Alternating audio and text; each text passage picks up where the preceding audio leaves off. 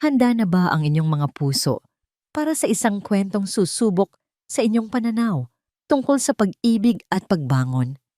Halina't pakinggan natin ang isang salaysay na mag-iiwan ng marka sa inyong mga puso. Sabi nila, ang pinakamatibay na pundasyon ay hindi nabubuo sa isang araw. Paano kung ang pundasyong inakala mong panghabambuhay ay guguho sa isang gabi lamang? Iiwan kang nakalutang sa gitna ng kawalan? Ating tunghayan ang kwento ni Liwayway at kung paano niya hahanapin ang sariling liwanag sa pinakamadilim na kabanata ng kanyang buhay. Malamig ang hangin na ibinubuga ng aircon sa loob ng master's bedroom ng Villa Esmeralda. Ngunit mas nanunuot sa buto ni Liwayway Angeles ang lamig na nagmumula sa mga taong kasama niya sa silid. Ilang araw pa lamang ang nakalipas mula nang siya'y operahan sa panganganak at ang tahi sa kanyang tiyan ay tila lalong kumikirot sa bawat paghinga niya. Sa ibabaw ng mamahaling comforter, nakalatag ang isang folder. Sa tabi nito, isang Montblanc pen. Hindi ito mga gamit na kailangan ng isang bagong panganak na ina. Ito ay mga instrumento ng pagtatapos. Pirmahan mo na, Liwayway. Ang boses ay galing kay Puri Montemayor, ang kanyang biyenan. Nakatayo ito sa paanan ng kama, balot sa isang eleganteng silk robe. Ang mukha ay walang mababakas na anumang emosyon maliban sa pagkasuklam na pilit ikinukubli. Nilingon ni Liwayway ang kanyang asawa, si Bughaw, na nakatayo malapit sa bintana, nakatalikod sa kanya. Ang malapad nitong balikat na dati niyang sinasandalan ay tila isang pader na hindi na niya kayang abutin. Blue. Anong ibig sabihin nito? Basag ang boses ni Liwayway. Ang bawat salita ay parang bubog na sumusugat sa kanyang lalamunan. Humarap si Bughaw. Ang mga matang dati puno ng pagsinta ay blangko, malayo. Para siyang tumitingin sa isang estranghero. Hindi siya sumagot. Si Puri ang muling nagsalita. Inilapit ang folder sa kanya.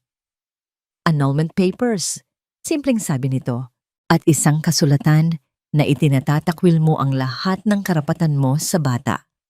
Pirmahan mo at bibigyan ka namin ng sapat na pera para makapagsimula ka ulit, malayo sa amin. Gumuho ang mundo ni Liwayway. Ang kirot sa kanyang tahi ay biglang nawala, napalitan ng isang sakit na mas malalim, mas matindi. Ang kanyang anak.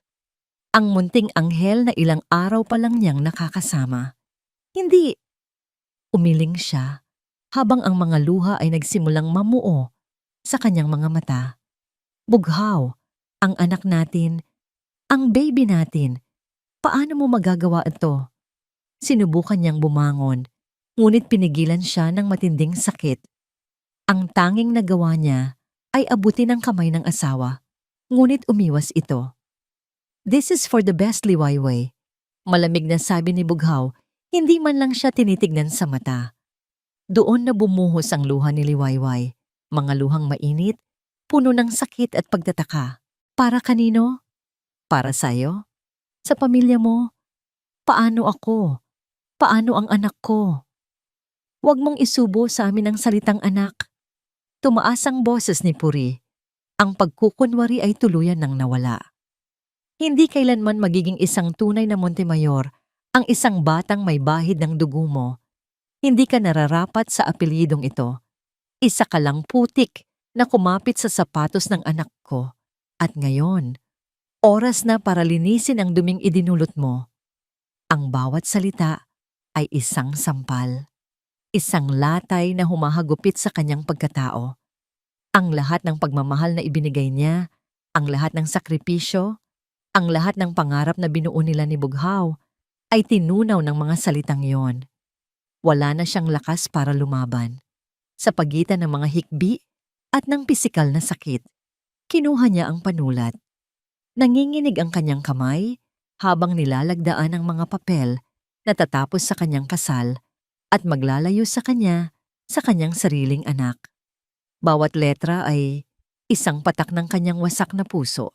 Pagkatapos, itinapon ni Puri ang isang makapal na sobre ng pera sa kama. Ayan, laman niya ng kalayaan mo. at ang kalayaan namin mula sa'yo. May 30 minutos ka para umalis. Naghihintay na sa labas ang mga security. Walang nagawa si Liwayway kundi ang tumango, habang patuloy sa pag-agos ang kanyang mga luha. Dahan-dahan siyang tumayo, inaalalayan ang sarili sa pader. Bawat galaw ay isang parusa. Hindi niya kinuha ang sobre, wala siyang dinala, kundi ang damit na suot niya at ang basag niyang pagkatao. Habang kinakaladkad siya palabas ng 2 security guard na parang isang basahan, bumuhos ang malakas na ulan. Ang bawat patak ay tila nakikidalamhati sa kanya. Sa huling pagkakataon, nilingon niya ang bintana ng kanilang silid. Sa likod ng kurtina, may nakita siyang isang anino ng babae. Si Dalisay Romero, ang kanyang matalik na kaibigan, ang arkitektong tinulungan niyang pasikatin. At doon, sa gitna ng ulan at pagkabigo, naunawaan niya ang lahat. Itinulak siya palabas ng malaking gate ng Villa Esmeralda. Bumagsak siya sa basang semento, ang tuhod ay sumugat, at ang kirot sa kanyang tahi ay halos magpawalan ng malay sa kanya. Narinig niya ang pagsara ng gate, isang tunog na nagsasabing wala na siyang babalikan. Nakatayo sa gitna ng ulan, nanginginig sa ginaw at sa sakit. Isang taxi ang huminto sa kanyang harapan. "Miss, okay ka lang? Saan po kayo?" tanong ng driver. Pumasok siya sa loob, basang-basa. Wala siyang masabi. Saan nga ba siya pupunta? Wala na siyang pamilya, wala na siyang asawa, wala na siyang anak, wala na siyang tahanan. Isang lugar lang ang pumasok sa kanyang isip. Ang lugar na matagal na niyang tinalikuran.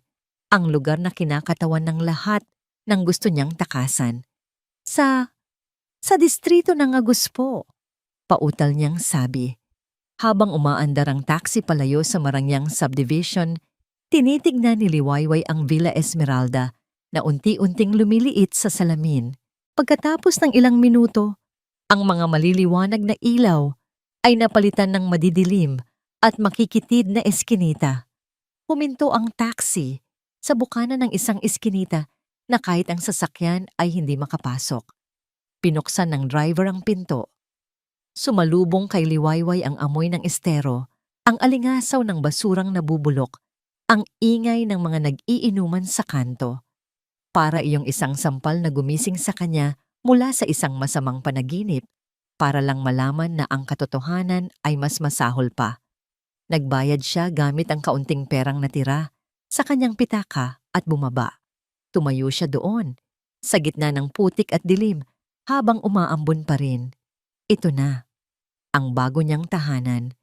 Ang bawat hakbang ni Liwayway sa makitid at maputik na iskinita ay isang pakikibaka. Ang sakit ng kanyang tahi ay tila nakikipag-unahan sa kirot ng kanyang puso. Bawat bahay na kanyang madaanan ay tila mga matang nakatitig. Humuhusga ang mga dingding na gawa sa pinagtagpi-tagping yero at retasong kahoy ay parang mga bulong ng kahirapan na matagal na niyang kinalimutan. Sa dulo ng iskinita, sa harap ng isang maliit na bahay na ang pintura ay halos natuklap na, huminto siya. Ito ang tahanan ni Tiyang Alida, isang malayong kamag-anak ng kanyang ina na huli niyang nakita noong bata pa siya. Kumatok siya gamit ang nanginginig na kamay. Bumukas ang pinto at bumungad sa kanya ang isang babaeng may kunot sa noo na agad na palitan ng gulat. "Liwayway? Ikaw na ba yan, Hija?" Tumangulang si Liwayway, hindi makapagsalita, habang ang mga luhang kanina pa niya pinipigilan ay muling bumagsak. Walang maraming tanong, hinila siya ni Tiyang Alida, papasok sa maliit nitong bahay, isinara ang pinto laban sa mga usisang mata ng mga kapitbahay. Ang loob ng bahay ay simple, masikip, ngunit malinis. Ang amoy ng nilulutong adobo ay humalo sa hangin. Malayong malayo sa malawak at walang buhay na karangyaan ng Villa Esmeralda. Inabutan siya ni Tiyang Alida ng tuyong damit at isang tuwalya. "Magbihis ka, Hija, at kumain ka muna. Halatang hindi ka pa nanananghalian." Naupo si Liwayway sa isang maliit na bangkong kahoy Sa harap ng hapag, inilapag ni Tiang Alida ang isang plato ng kanin at adobo sa kanyang harapan. Ang dating pagkain na kinakain niya sa mga mamahaling pinggan, ngayon ay nasa isang platong plastik na may kupas na disenyo ng bulaklak. Sinubukan niyang sumubo, ngunit sa bawat butil ng kanin na kanyang ninunguya, tila sinasabay niya ang paglunok sa kanyang pride, sa kanyang kahihiyan, sa kanyang nawalang mga pangarap. Ang lasa ng pagkain ay nawawala, napapalitan ng pait ng kanyang sinapit. Bawat subo ay isang pakikibaka para pigilan ang paghikbi. Natapos siyang kumain nang hindi man lang namamalayan ang lasa ng kanyang kinain. Kinagabihan, sa isang maliit na papag na nagsisilbing higaan, hindi siya dinalaw ng antok. Ang bawat ingay mula sa labas, ang tahol ng aso, ang tawanan ng mga nag-iinuman, ang sigawan ng mag-asawang nag-aaway, ay tila mga multo ng mundong matagal na niyang iniwan. Ang mundong pilit niyang tinakasan ay siya na ngayong kumakalinga sa kanya. Kinaumagahan, hindi niya natiis ang manatili sa loob ng bahay. Kailangan niyang gumalaw, kailangan niyang makahinga. Kahit pa ang hangin sa labas ay mabigat. Nagpaalam siya kay Tiang Alida at nagsimulang maglakad-lakad nang walang tiyak na patutunguhan. Doon niya nakita ang tunay na mukha ng distrito ng Agos. Mga bahay na nakatayo sa ibabaw ng estero, pinagdugtong-dugtong ng mga tulay na gawa sa maninipis na tabla. Ang mga kawad ng kuryente ay parang sapot ng gagamba sa itaas, isang paalala ng araw-araw na panganib. Nakita niya ang mga bata na naglalaro sa gitna ng putik. Ang kanilang mga tawa ay tila sumasabay sa agos ng maruming tubig sa kanal. Ngunit sa kabila ng karalitaan, ang arkitekto sa kanyang pagkatao ay nagising. Hindi lang kahirapan ang nakikita niya, kundi mga depektibong istruktura.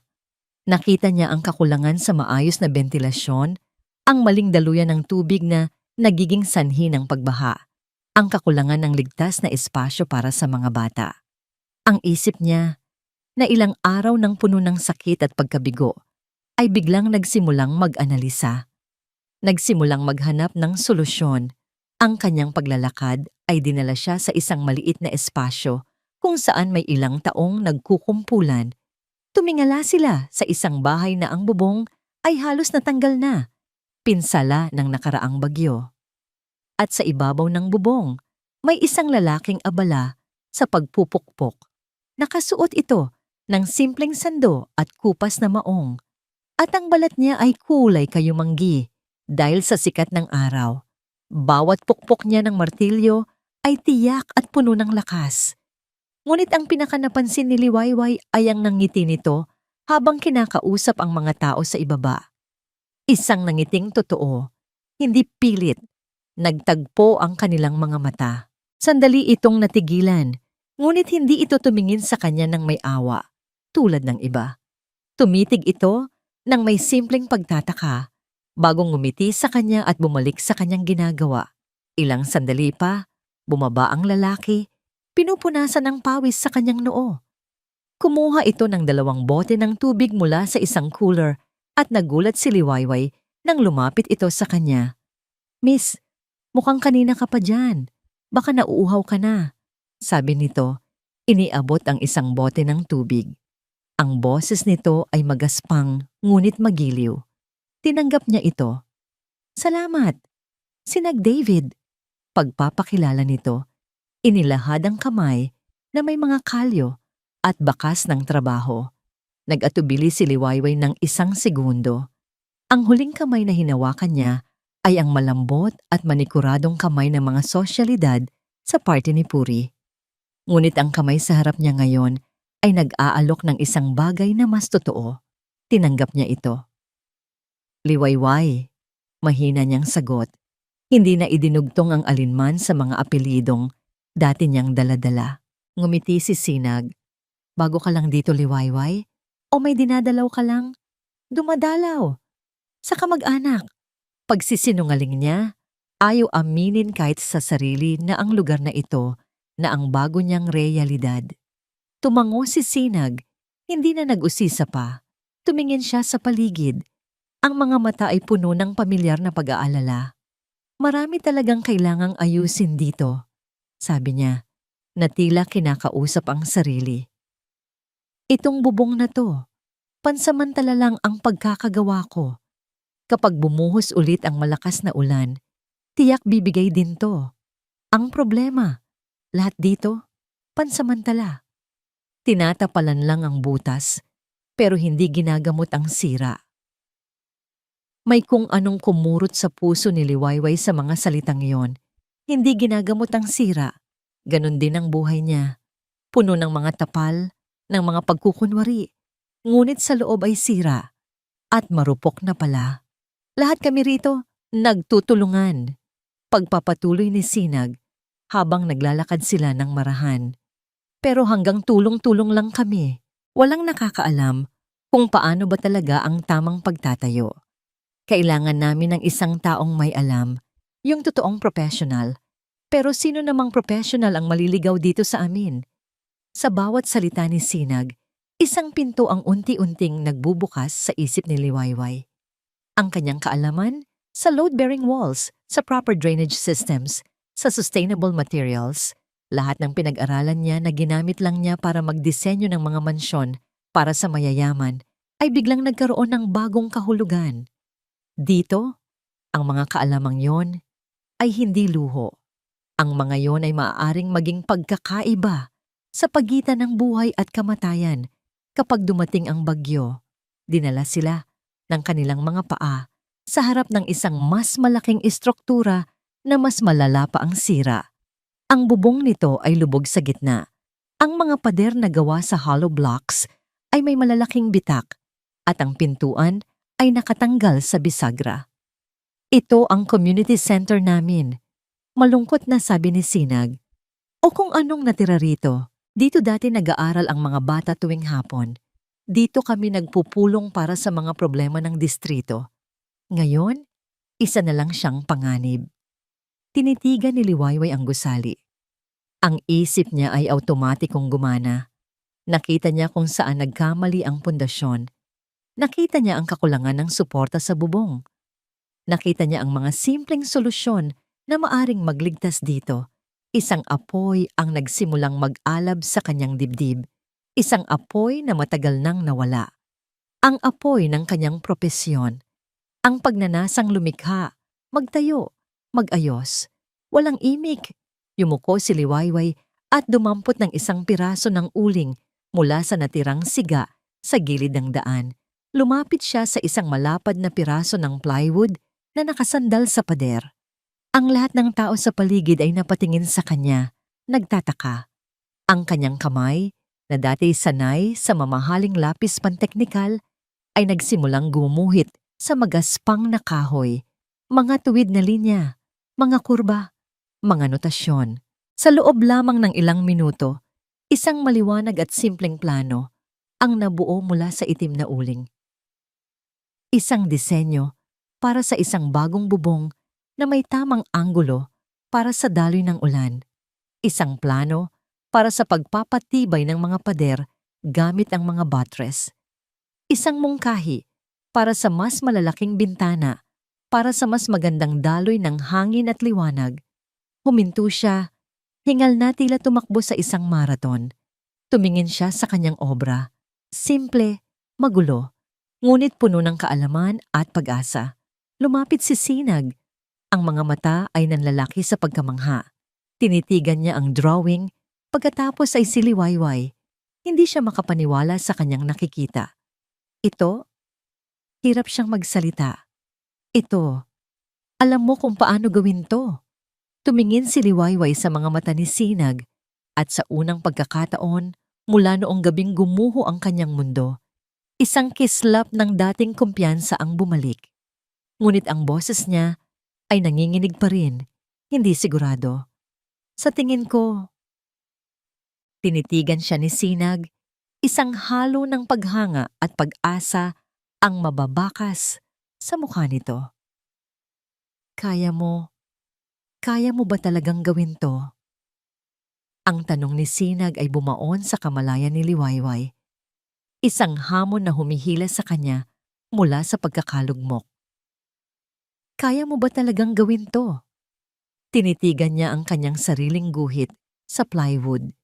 Isang magulong plano na nabuo mula sa abo ng kanyang nakaraan. Sa isang iglap, naalala niya ang mga gabing ginugol niya sa harap ng drafting table. Ang bawat linya ay iginuguhit ng may kasanayan at pangarap. Ngayon, ang kanyang drafting table ay isang maruming plywood at ang kanyang pangarap ay hindi na isang matayog na gusali, kundi isang bubong na hindi tutulo. Huminga siya ng malalim at sa pagbuga ng hangin, tila may binitiwan siyang mabigat na dalahin. Ang takot, ang pag-aalinlangan. Oo, sabi niya, at sa pagkakataong ito, ang kanyang boses ay hindi na nanginginig. Mayroon na itong bigat, mayroon ng determinasyon. Kaya ko to, pero kakailanganin ko ang tulong ninyong lahat. Ang mga salitang yon ay sapat na para kay Sinag. Isang malawak na ngiti ang sumilay sa kanyang mga labi. Isang ngiting nagbigay ng kakaibang init sa dibdib ni Liwayway. Kinabukasan sa pangunguna ni Sinag, ipinatawag ang isang pulong kasama ang mga lider ng komunidad, si Kapitan Rody, isang matandang lalaki na ang muka ay mapa ng mga pagsubok na pinagdaanan ng distrito at ilang mga kinatawan ng bawat purok. Ginanap ang pulong sa ilalim ng isang puno ng mangga.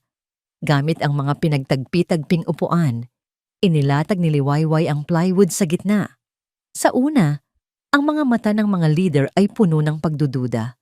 Sino ang babaeng ito na bigla na lang sumulpot, mukhang galing sa ibang mundo at nangangakong aayusin ang kanilang problema?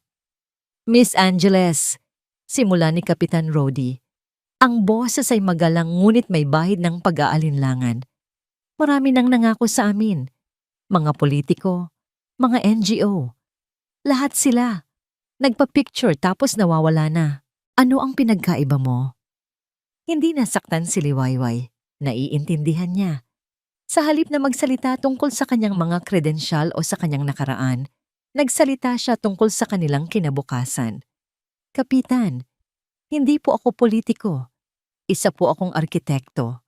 Panimula niya, ang kanyang boses ay kalmado at puno ng sinseridad. Itinuro niya ang bawat detalye sa kanyang plano. Ipinapaliwanag sa simpleng Tagalog na maiintindihan ng lahat. Kung gagawin natin itong trust sa ganitong paraan, mas kakayanin nito ang malakas na hangin. Kung lalagyan natin ng maayos na daluyan ang tubig ulan mula sa bubong, hindi nababahain ang harapan. Ang mga bintanang ito, sabi niya, iginuguhit ang mas malalaking bintana, ay magbibigay ng natural na liwanag para hindi na kailangang magsayang ng kuryente ang mga batang nag-aaral sa hapon. Hindi siya nagsalita na parang isang tagalabas na nagmamarunong. Nagsalita siya bilang isang taong nakakita ng problema at nag-aalok ng solusyon.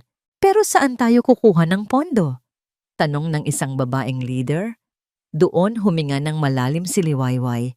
Ito na ang kanyang point of no return. Dinukot niya ang isang maliit na bankbook mula sa kanyang bulsa. Ito ang natitirang pera niya sa mundo. Ang perang ibinigay sa kanya ng mga Montemayor na hindi niya ginalaw, na itinago niya bilang isang masakit na alaala. Mayroon po akong kaunting naipon, sabi niya. Ipinapakita ang laman nito. Hindi po ito malaki, pero sapat na para masimulan natin ang pagbili ng mga materyales. Ang kulang, hihingin natin sa ating lakas, sa bayanihan. Isang katahimikan ang bumalot sa kanila. Nakita nila ang sinseridad sa kanyang mga mata. Nakita nila ang kanyang sakripisyo. Si Kapitan Rody ay tumingin kay Sinag na tumangulang ng may buong pagtitiwala. Sige, arkiteta, sabi ni Kapitan Rody. Sa unang pagkakataon ay ginamit ang kanyang titulo. Simulan natin to. At nagsimula nga sila. Ang mga sumunod na linggo ay naging isang alimpuyo ng paggawa. Ang Liwayway na dating nakasuot ng mga disenyong damit at sapatos ay napalitan ng isang babaeng nakamaong, t-shirt at botas na puno ng putik. Ang kanyang buhok ay laging nakatali. Ang kanyang muka ay laging may bahid ng alikabok at ang kanyang mga kamay, na dati malambot, ay nagsimula ng magkakalyo. Hindi na siya ang asawa ni Bughaw Montemayor. Siya na si Arkie Liway, ang tawag sa kanya ng mga tao sa distrito. Naging isang buhay na tanawin ang lugar ng community center. Ang mga kalalakihan ay nagbubuhat ng semento at nagkakarpintero, sumusunod sa bawat utos ni Liwayway. Ang mga kababaihan ay nagluluto ng pagkain para sa lahat. Maging ang mga bata ay tumutulong sa pag-aabot ng mga pako at paglilinis ng kalat. Ang dating tahimik at sirang lugar ay napuno ng ingay ng pagkakaisa at pag-asa. Isang hapon, habang abala ang lahat, nilapitan siya ni Sinag. Arkie, naisip ko lang, sabi nito. Ano bang itatawag natin sa grupo natin? Sa ginagawa nating ito? Napangiti si Liwayway. Tumingin siya sa mga taong nagtatrabaho nang may ngiti sa kanilang mga labi. Arkitekturang Hiraya, mahina niyang sagot. Hiraya? Pagtataka ni Sinag. Isang lumang salitang Tagalog. Paliwanag ni Liwayway. Ang mga mata ay nagniningning. Ang ibig sabihin, ang bunga ng iyong mga pag-asa at pangarap. Dahil ito ang ginagawa natin, itinayo natin ang ating mga pangarap. Isang gabi, pagkatapos ng isang mahabang araw ng trabaho, naabutan sila ng dilim ni Sinag sa site. Ang lahat ay nakauwi na. Sila na lang ang natira, nagliligpit ng mga huling kagamitan. Pagod na pagod sila, ngunit ang pagod ay nababalot ng kasiyahan. Naupo sila sa isang tumpok ng kahoy, magkatabi. Inabutan siya ni Sinag ng isang termos ng mainit na kape at isang supot ng pandesal. Sa katahimikan ng gabi, sa ilalim ng liwanag ng isang solong bumbilya, pinagsaluhan nila ang simpleng hapunan. Alam mo, Liway, basag ni Sinag sa katahimikan. Ibang-iba ka na sa babaeng nakita ko noong unang araw. Yung babaeng yun, mukhang nawawala. Itong babaeng kasama ko ngayon, siya yung nakahanap. Tumingin si Liwayway sa kanyang mga kamay, magaspang at may mga maliit na sugat. Ngumiti siya. Siguro, kailangan ko munang mawala para mahanap ko ulit ang sarili ko. Dito, sa lugar na to. Pagkalipas ng isang buwan, natapos ang community center. Ang dating simbolo ng kapabayaan ay naging simbolo na ng kanilang pagkakaisa. Ipinagdiwang ito ng buong komunidad. May kaunting palaro para sa mga fana, kantahan, at isang malaking salo-salo. Nakatayo si Liwayway sa isang sulok kasama si Sinag. Pinagmamasdan ng mga batang masayang naghahabulan sa loob ng bago at ligtas nilang espasyo. Ang kanilang mga tawa ay musika sa kanyang pandinig. Isang gantimpalang hindi kayang tumbasan ng anumang perang inalok sa kanya ng mga Montemayor. Dito, sa gitna ng distrito ng Agos, naramdaman niya ang isang uri ng kayamanan na hindi niya kailanman naramdaman sa loob ng Villa Esmeralda, ang kayamanan ng pagkakaroon ng layunin. Samantala, sa isang malamig at nagtataasang gusali sa Makati, isang CEO ang nagbabrowse sa kanyang tablet habang nagkakape. Isang maliit na artikulo mula sa isang local news blog ang nakakuha ng kanyang pansin. Ang pamagat, Bayanihan, in the Modern Age, a Forgotten Community Rebuilds Itself. Binuksan niya ito. May mga litrato ng isang bagong ayos na community center at ng mga masayang residente. Ngunit isang pangalan sa artikulo ang nagpatigil sa kanya. Led by architect Liwayway Angeles and her newly formed group, Arkitekturang Hiraya. Bahagyang nanliit ang mga mata ng CEO, Liwayway Angeles. Ang pangalan ay pamilyar. Ang asawa ng kanyang karibal sa industriya, si Bughaw Montemayor. Ang babaeng nawala na lang bigla sa sirkulasyon. Isang tusong ngiti ang gumuhit sa kanyang labi. May naamoy siyang oportunidad. May naamoy siyang kahinaan. Kinuha niya ang kanyang telepono at tinawagan ang kanyang sekretarya. Carla, sabi niya, ang boses ay malamig at puno ng awtoridad. May ipapahanap ako sa'yo, isang grupo, arkitekturang hiraya, at ang babaeng nasa likod nito, si Liwayway Angeles. Hanapin mo lahat, bawat detalye. Ilang linggo matapos ang pagdiriwang, bumalik sa normal, ngunit mas masigla ang buhay sa distrito ng Agos. Ang bagong community center ay naging puso ng kanilang komunidad, laging puno ng buhay at gawain. Para kay Liwayway, ang bawat araw ay isang pagkakataon para maggamit ang kanyang kaalaman sa mas maliliit ngunit makabuluhang bagay.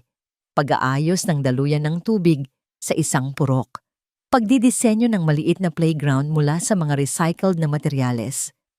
Masaya siya sa simpleng buhay na yon. Isang kaligayahang payapa at hindi nabibili ng pera. Isang hapon, habang tinutulungan niya si Sinag sa pag-aayos ng itatanim na mga gulay, sa community garden, isang eleganteng itim na kotse ang huminto sa dulo ng iskinita. Lahat ay napatingin. Bihira ang ganoong sasakyan sa kanilang lugar. Bumaba mula rito ang isang babaeng naka-corporate attire, maingat na iniiwasan ang putik sa kanyang mamahaling sapatos. Hinahanap ko si Miss Liwayway Angeles, sabi ng babae sa isang residente. Ang boses ay formal at halatang hindi sanay sa lugar. Itinuro si Liwayway. Lumapit ang babae, kasama ang isang lalaking nakabarong na driver na nagsilbing tagabuhat ng kanyang briefcase. Miss Angeles? Tanong nito. Ako si Carla, ang executive assistant ni Mr. Ricardo Vargas ng Vargas Holdings. Nais po sana kayong imbitahan ng aking boss para sa isang pag-uusap. Nagkatinginan si Liwayway at Sinag. Vargas Holdings, isa sa pinakamalaking kalaban ng Montemayor Empire sa larangan ng real estate. Anong kailangan nito sa kanya? Sa isang maliit na coffee shop sa labas lamang ng distrito, naganap ang kanilang pagkikita. Si Mr. Vargas ay isang lalaking nasa edad 50. Matalas ang mga mata at may aura ng kapangyarihan. Taliwas sa inaasahan ni Liwayway, hindi ito palangiti o mapagkunwari. Diretso ito kung magsalita. I read about your community project, Miss Angeles. Simula nito pagkatapos mag-order ng kape. Impressive. Hindi dahil malaki, kundi dahil matalino. You worked with what you have and created something functional and beautiful. That is the mark of a true architect, not just a decorator for the rich. Nagulat si Liwayway sa papuri. Salamat po. Huwag mo akong pasalamatan. I'm a businessman, diretsong sabi ni Mr. Vargas. At nakakita ako ng oportunidad. Mayroon akong isang mid-rise condominium project na na-stuck sa planning stage. Ang mga arkitekto ko ay nagbibigay sa akin ng mga disenyong magaganda sa papel, pero walang puso, walang kaluluwa. Gusto kong ikaw ang humawak. Bigyan mo ako ng isang disenyong may tatak ng arkitekturang hiraya. Hindi makapaniwala si Liwayway. Isang buong condominium project? Ito ay isang pangarap na natupad sa pinakahindi inaasahang pagkakataon. Sir, hindi ko po alam kung kaya ng maliit naming grupo. Hindi ko kinukuha ang grupo mo. Ikaw ang kinukuha ko. Your vision. Giit ni Mr. Vargas. I will provide the resources, the manpower. I just need your brain, your heart. What do you say, Miss Angeles? Ang pananabik ay bumuhos sa buong katawan ni Liwayway. Ito na iyon. Ang pagkakataong patunayan ang kanyang sarili, hindi para maghiganti, kundi para ipakita ang kanyang tunay na kakayahan. Pumapayag po ako, sabi niya. Ang boses ay puno ng bagong lakas sa kabilang dako ng lungsod, sa isang marangyang ballroom ng isang 5-star hotel, kumikinang ang mga alahas at dumadaloy ang mamahaling champagne. Ito ang taunang gala ng mga developer. Si Bughaw Montemayor ay naroon, kasama si Dalisay Romero na nakakapit sa kanyang braso na parang isang tropeo. Bughaw, darling, did you hear? Bulong ng isang sosyalidad na lumapit sa kanila.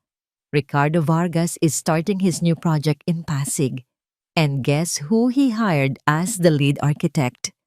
Nawala ang ngiti ni Bughaw. Who? Your ex-wife, Liwayway?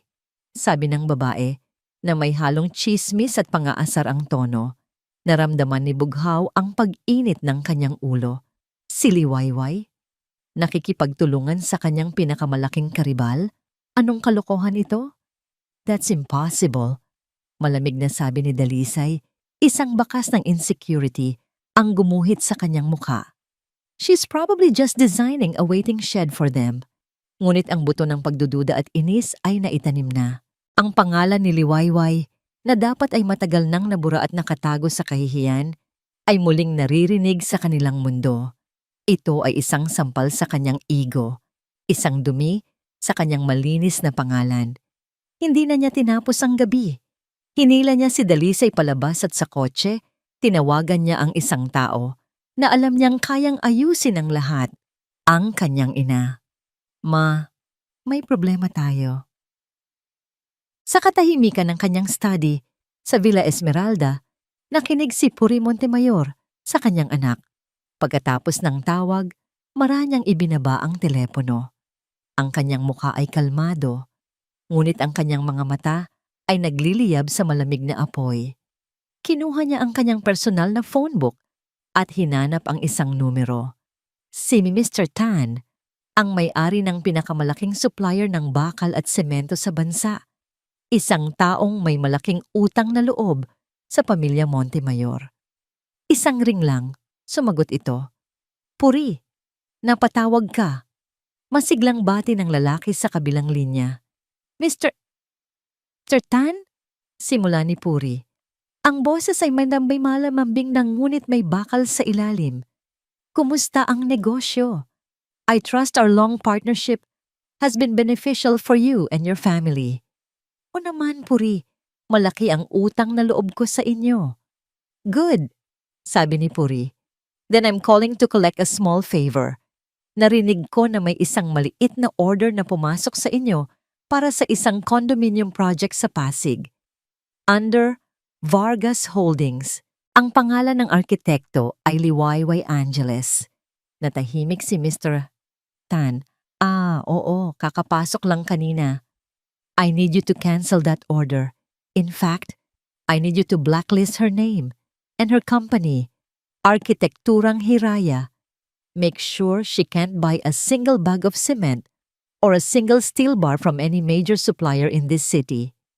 Pero Puri, paano ko gagawin yun? Malaking kliyente rin si Vargas. That, sabi ni Puri, ang boses ay bumaba sa isang nakakakilabot na bulong, is for you to figure out.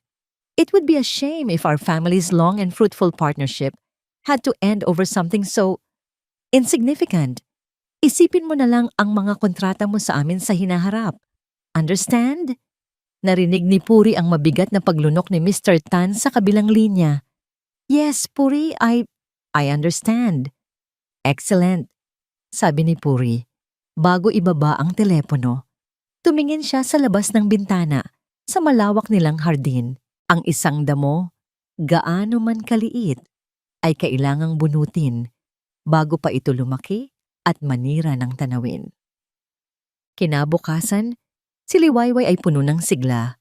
Kasama si Sinag, sinusukat na nila ang espasyo sa community center na gagawin nilang pansamantalang opisina para sa proyekto ni Vargas. Puno ng plano ang kanyang isip. Tumunog ang kanyang telepono. Isang numero mula sa opisina ni Mr. Tan. Masaya niya itong sinagot. Inaasahan na ito na ang kumpirmasyon ng kanilang order. Miss Angeles, si Mr. Tan po ito? Ang boses ng lalaki ay balisa. Yes, Mr. Tan. Kumusta po? I'm sorry, Miss Angeles. Diretsong sabi nito. Halatang nagmamadali. Kailangan naming i-cancel ang order ninyo. Nagkaroon ng biglaang pagbabago sa internal policies namin. Hindi na kami maaaring mag-supply sa mga bagong kliyente sa ngayon. Pasensya na. Bago pa man makasagot si Liwayway, ibinaba na nito ang tawag. Napatulala si Liwayway, hawak ang telepono. Internal policies? Imposible. Isang malaking kasinungalingan. Mayroon lang isang pamilya na may ganitong klase ng kapangyarihan para takutin ang isang malaking supplier, ang mga Montemayor. Ang pananabik na naramdaman niya kahapon ay biglang napalitan ng nagyayelong galit. Hindi pa pala sila tapos. Hindi pa sila kontento na kinuha na ang lahat sa kanya. Gusto nilang durugin kahit ang pinakamaliit na piraso ng pag-asang natitira.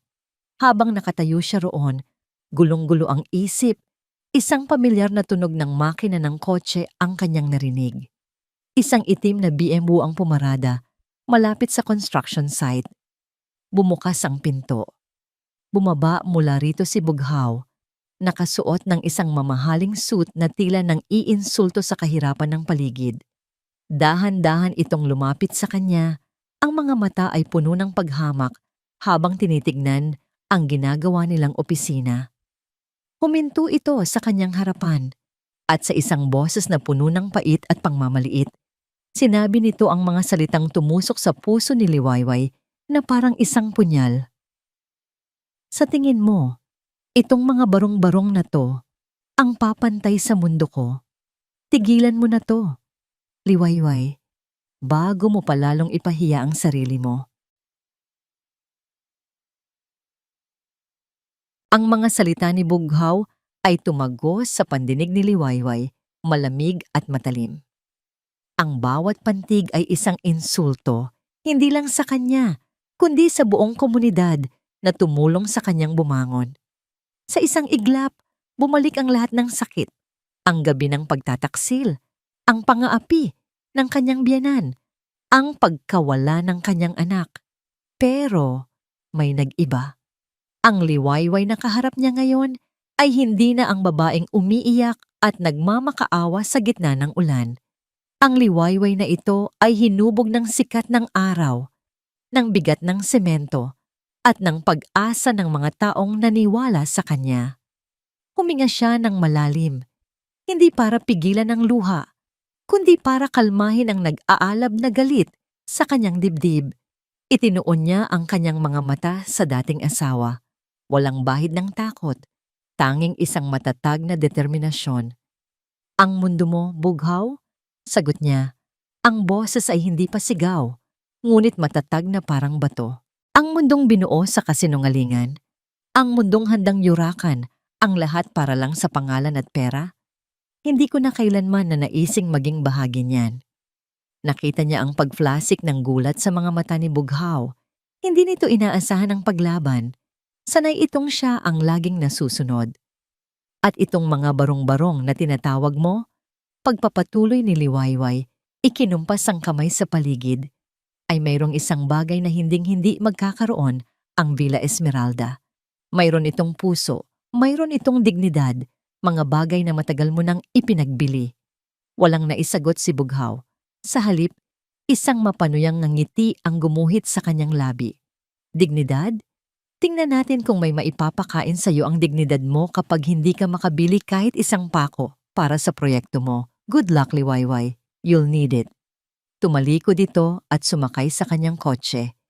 Iniwan si Liwayway na nanginginig sa pinaghalong galit at sakit. Naramdaman niya ang paglapit ni Sinag sa kanyang tabi. Huwag mo siyang pakinggan, Liway, sabi nito. Ang boses ay puno ng pag-aalala. Inggit lang yon.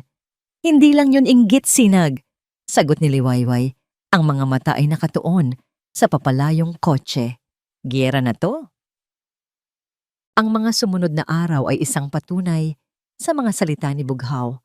Bawat supplier na tawagan ni Liwayway ay biglang nagkakaroon ng internal policy changes o bigla ang shortage. Maliit man o malaki, tila lahat ay takot na madikit sa kanyang pangalan. Ang anino ng mga Montemayor ay mahaba at madilim at walang sino man ang nais mapunta sa ilalim nito. Pinatawag siya ni Mr. Vargas sa kabila ng problema na natili itong kalmado. Alam ko na ang ginagawa nila, sabi nito. This is how they play. Dirty. But this is not the end, Miss Angeles. This is a challenge. Hanapin mo ang butas. Find a way around them. That's why I hired you. I believe you can do this. Ang tiwala ni Mr. Vargas, sa halip na magbigay ng pressure, ay nagbigay sa kanya ng lakas. Ngunit paano? Paano niya lalabanan ng isang dambuhalang kayang kontrolin ang buong industriya? Gabi-gabi, pagod mula sa maghapong paghahanap ng solusyon, umuuwi si Liwayway sa maliit na silid na tinutuluyan niya sa bahay ni Tiang Alida. Isang gabi, habang nakaupo sa sahig, napapaligiran ng mga papel at listahan ng mga supplier, napadako ang tingin niya sa isang lumang baul sa sulok. Iyon ang baul na naglalaman ng lahat ng natitira niyang gamit mula sa dati niyang buhay, mga gamit na ipinadala sa kanya ng isang kasambahay na naawa sa kanya. Ilang buwan na niya itong hindi binubuksan dahil ayaw niyang balikan ang nakaraan. Pero ngayong gabi, iba. Kailangan niya ng inspirasyon. Kailangan niyang maalala kung sino siya bago siya naging Mrs. Montemayor. Binuksan niya ang baul. Ang amoy ng lumang papel at mga alaala ay sumalubong sa kanya.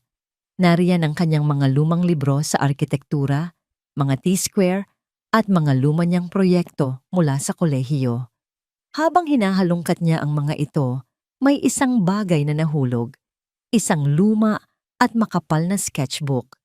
Ang pabalat nito ay kulay itim at sa sulok ay may nakaukit na inisyal, L.A. Ngumiti siya. Ito ang paborito niyang sketchbook. Dito niya iginuguhit ang lahat ng kanyang mga ideya, ang kanyang mga pangarap.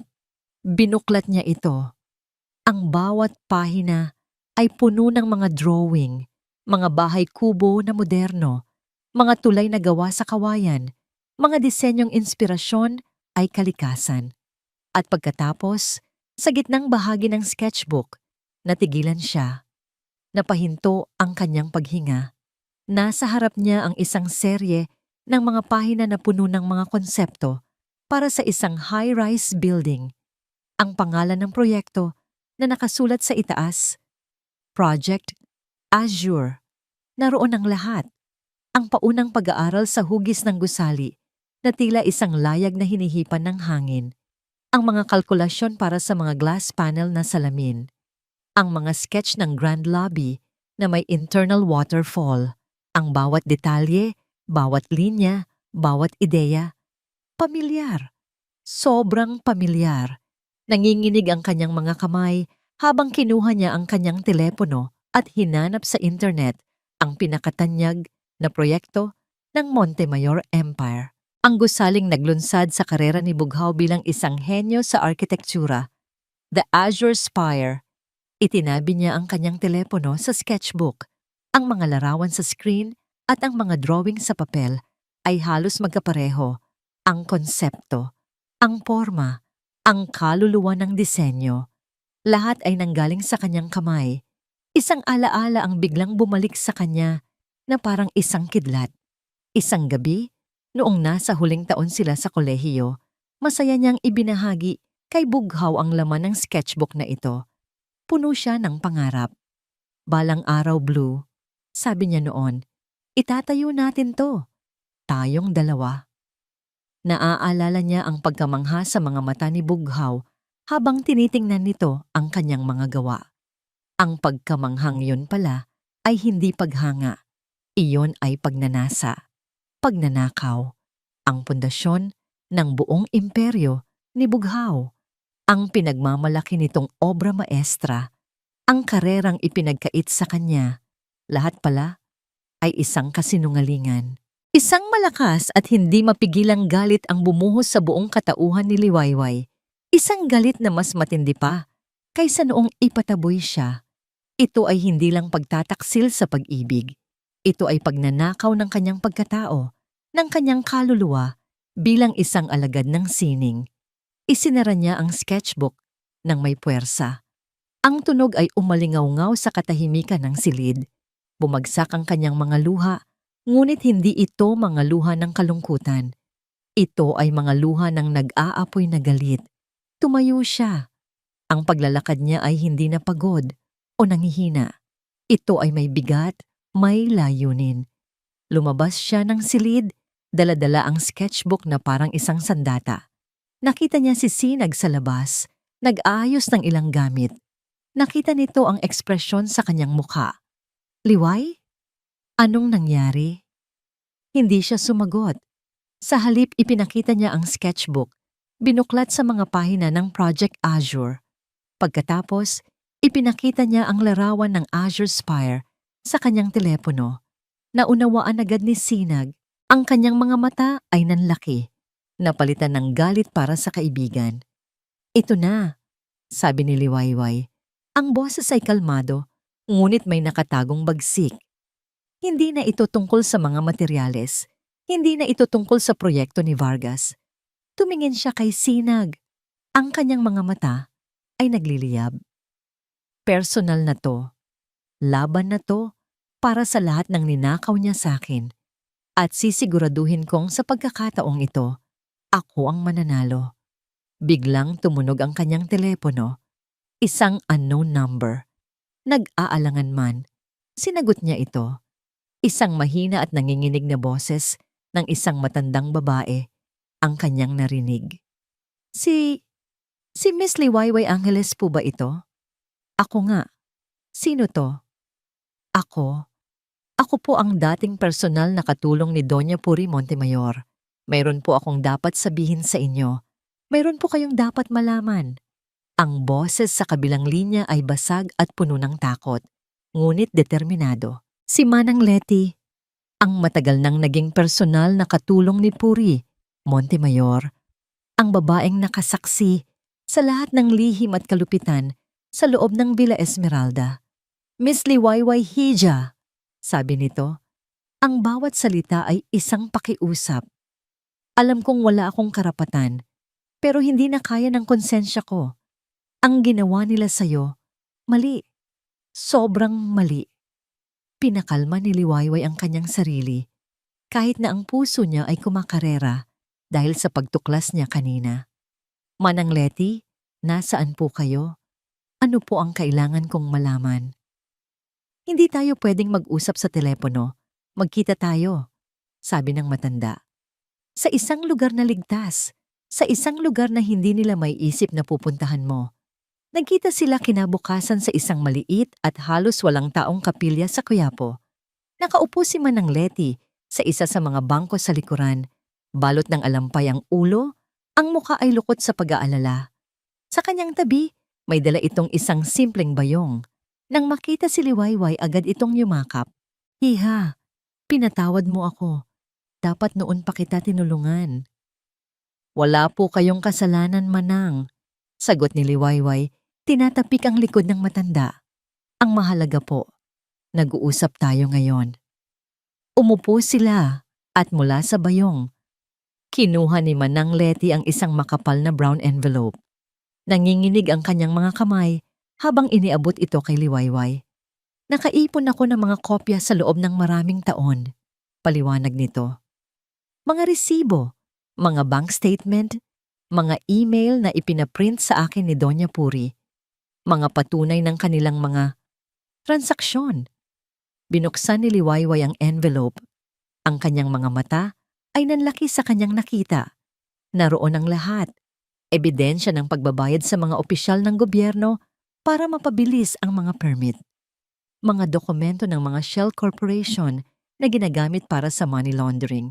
At ang pinakamatindi sa lahat, isang serye ng mga email sa pagitan ni Puri at ng kanilang mga abogado noong kasagsagan ng pagtatayo ng Azure Spire, kung saan malinaw na pinag-uusapan nila kung paano i-secure ang intellectual property rights ng disenyo, kahit na alam nilang hindi ito orihinal na galing kay Bughaw. Isang piraso ng papel ang nagpatigil sa kanya. Isang kopya ng tseke, malaking halaga, ang nakapangalan na binayaran ang dekano ng kanilang universidad noong panahong yon. Ang petsa, 1 linggo bago ideklara ang thesis ni Bughaw bilang Thesis of the Year. Ito na ang smoking gun, ang patunay na hindi lang basta pagnanakaw ng ideya ang ginawa ni Bughaw. Ito ay isang kalkulado at sistematikong panloloko na suportado ng pera at kapangyarihan ng kanyang ina. Bakit po ninyo ito ginagawa, Manang? Tanong ni Liwayway. Ang boses ay puno ng pagtataka at pasasalamat. Dahil nakita ko kung paano kanila sinira. Sagot ni Manang Letty. May luhang namumuo sa kanyang mga mata at nakikita ko na sinusubukan kanilang sirain ulit. Oras na para may lumaban. Oras na para managot sila.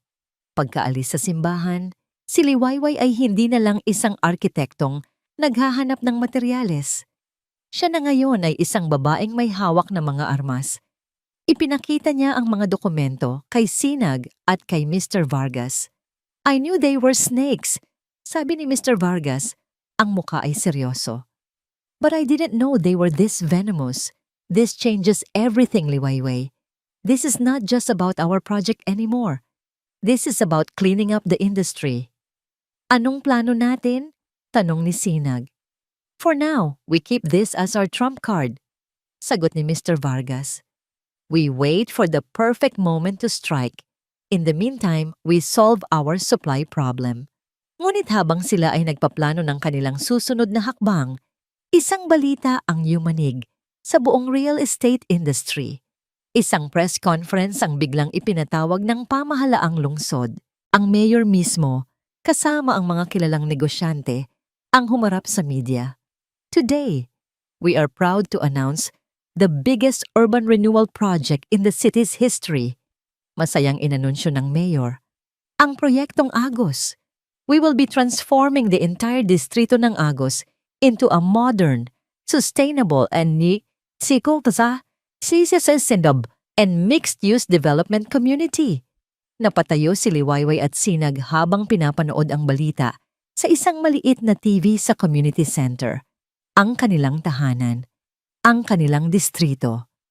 Ang proyektong ito ay bubuksan para sa bidding sa lahat ng interesadong developer at architectural firm, pagpapatuloy ng mayor. This will be the crown jewel of our city, a symbol of progress. Ang kamera ay nagpan sa mga audience. Sa unahang hilera, nakaupo si Bughaw Montemayor at si Puri. Ang mga mukha ay puno ng kumpiyansa at pananabik. Sa kabilang dulo, nakaupo rin si Ricardo Vargas. Ang mukha ay seryoso at nag-iisip. Nakatingin sila sa isa't isa mula sa magkabilang dulo ng silid. Ang larangan ng digmaan ay biglang lumawak. Hindi na ito isang simpleng condominium project. Ang pinag-aagawan na ngayon ay ang mismong lugar na naging kanlungan at simula ni Liwayway. Sasali tayo, maring sabi ni Liwayway. Ang mga mata ay nakapako sa screen, sa mukha ni Bughaw. Pero paano, Liway? Nag-aalalang tanong ni Sinag. Wala pa rin tayong supplier at kalaban natin ang mga dambuhala. This is not about suppliers anymore, Sinag, sabi ni Liwayway. Isang malamig na determinasyon ang bumabalot sa kanya. Ito ang ating tahanan. Kilala natin ang bawat sulok nito. Alam natin ang kailangan ng mga tao rito. Iyon ang bentahe natin. We will create a proposal that is not just about buildings, but about people. Pagkatapos ng press conference, bumalik si Bughaw sa kanyang opisina. Puno siya ng adrenaline. Ito na ang pagkakataon niyang tuluyang burahin ang pangalan ni Liwayway sa industriya. Ang manalo sa mismong teritoryo nito ay ang pinakamatamis na tagumpay. I want our proposal to be grand, the grandest. Utos niya sa kanyang team. I want a landmark, something that will make the Azure Spire look like a small toy. I want to erase that slum from the map. Naramdaman niyang may nag-aalangan sa kanyang mga arkitekto, ngunit walang nangahas na magsalita. Habang naghahanda ang magkabilang panig para sa pinakamalaking laban ng kanilang karera, hindi alam ni Liwayway na ang panganib ay mas lumalapit. Isang gabi, habang mag-isang naglalakad, pauwi si Sinag sa isang madilim na eskinita. Dalawang lalaking nakamotorsiklo ang humarang sa kanya. Ikaw ba si Sinag David? Yung laging kasama ni arkiteta? Tanong ng isa. Ang boses ay magaspang. Bago pa man makasagot si Sinag, isang matigas na bagay ang tumama sa likod ng kanyang ulo. Bumagsak siya sa lupa. Ang huli niyang nakita ay ang mga sapatos ng mga lalaki bago lamunin ng dilim ang kanyang paningin. Kinagabihan, sa opisina ni Arkitekturang Hiraya, si Liwayway ay abala sa pagguhit. Gumagawa siya ng mga paunang pag-aaral para sa kanilang proposal. Masaya siya. Sa unang pagkakataon, pakiramdam niya ay may kontrol siya. Hawak niya ang mga ebidensya. Mayroon siyang malinaw na layunin. Ngunit habang abala siya, hindi niya napansin ang isang anino sa labas ng bintana. Isang lalaki ang nagmamasid, hawak ang isang telepono. Sa kabilang linya, isang pamilyar na boses ang naguutos. "Gawin niyo ng malinis," sabi ng boses. "Ayokong mag-iwan ng anumang bakas. Sunugin niyo lahat. Ang mga plano, ang mga pangarap niya, lahat." Sa loob ng opisina, nagsimulang makalanghap si Liwayway ng isang kakaibang amoy. Ang amoy ng gasolina. At pagkatapos, ang amoy ng usok. Tumingin siya sa labas ng bintana at ang kanyang puso ay tila tumigil sa pagtibok. Mula sa ilalim ng pintuan ng bodega kung saan nakatago ang lahat ng kanilang mga materyales at ang natitirang mga modelo, nakita niya ang isang maliit na apoy na mabilis na lumalaki. Ang amoy ng nasusunog na kahoy at natutunaw na plastik ay humalo sa hangin. Isang masangsang na pabango ng pagkawasak. Tumakbo si Liwayway palabas, ngunit huli na ang lahat. Ang apoy ay mabilis na kumakalat mula sa bodega. Nilalamon ang lahat ng pinaghirapan nila, ang mga materyales, ang mga sample, ang mga modelong architectural na maingat niyang binuo. Tulong! Sunog! Sigaw niya, ang boses ay napapaos sa takot at usok. Ang mga residente ay nagising sa kanyang mga sigaw. Mabilis silang kumilos, nagpasapasa ng mga balde ng tubig mula sa poso sa isang desperadong pagtatangka na apulahin ang apoy. Ngunit ang apoy ay malakas, tila may sariling buhay, galit at mapanira. Nakatayo si Liwayway sa di kalayuan, hindi makagalaw. Ang init mula sa apoy ay nararamdaman niya sa kanyang balat.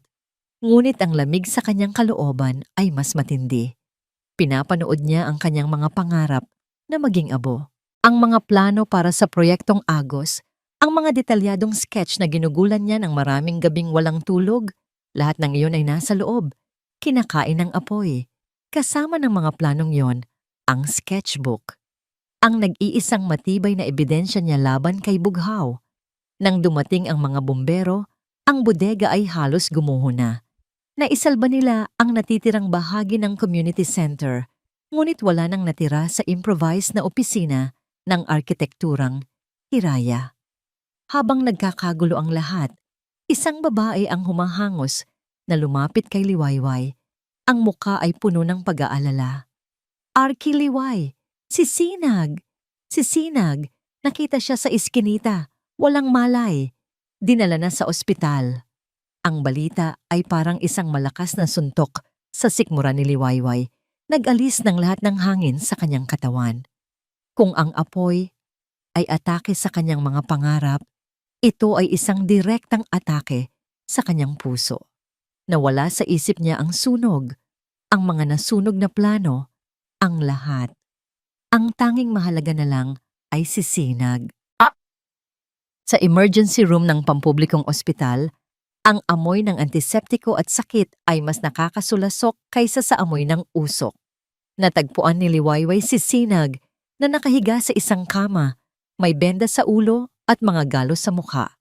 May isang pulis na kumukuha ng kanyang pahayag. "Walang-wala akong maalala," mahinang sabi ni Sinag. Ang bawat salita ay tila isang hirap. "May tumawag lang sa pangalan ko. Tapos, dilim na." "Walang kinuha sa'yo? Wallet? Cellphone?" tanong ng pulis. Umiling si Sinag. "Hindi. Nandoon pa rin lahat." Nang makaalis ang pulis, lumapit si Liwayway. Hinawakan niya ang kamay ni Sinag, ang kamay na laging handang tumulong sa kanya. Ngayon ay malamig at may nakakabit na dextrose. "Liway," bulong ni Sinag, Pilit nang ngumingiti kahit halatang nasasaktan. Yung opisina daw. Hindi napigilan ni Liwayway ang kanyang mga luha. Bumagsak ito sa kumot. Wala na, Sinag. Lahat. Abo na lahat. Ang ngiti ni Sinag ay nawala.